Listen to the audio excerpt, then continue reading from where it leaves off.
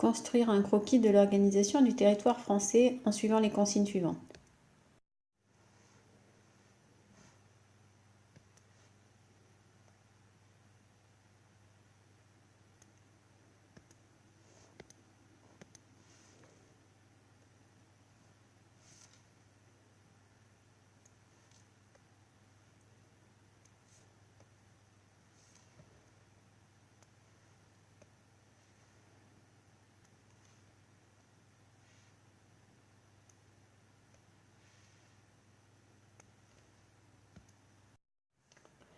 Tout d'abord, repérage.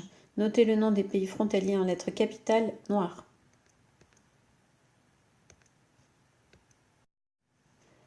Paris est une ville mondiale intégrée à la mondialisation, elle est donc en violet.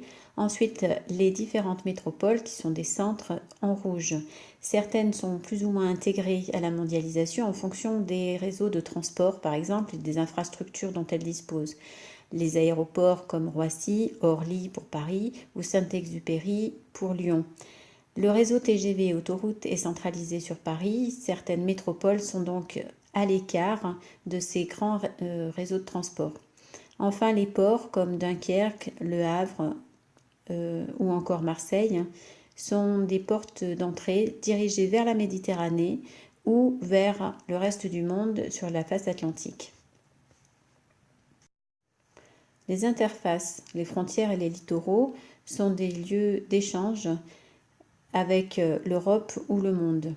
La mégalopole européenne est une concentration de population et de richesse dont il faut noter la proximité avec la France. Les régions attractives sont les régions qui concentrent le plus les bassins d'emploi. On peut noter la région parisienne et ensuite ce qu'on appelle le croissant ouest-sud-est.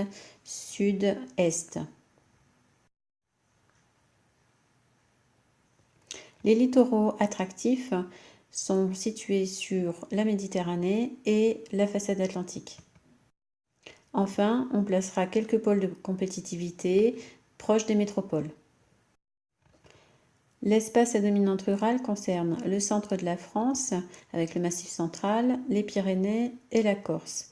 Ces espaces à dominante rurale sont industrialisés mais restent moins attractifs que le bassin parisien ou le sud-est. Les territoires ultramarins ont une spécificité puisqu'ils sont éloignés de la métropole et donc dépendants de la métropole. Ils sont donc en orange. N'oubliez pas de donner un titre au croquis et de souligner ce titre et de vérifier s'il est bien complet à l'aide de votre fiche méthode.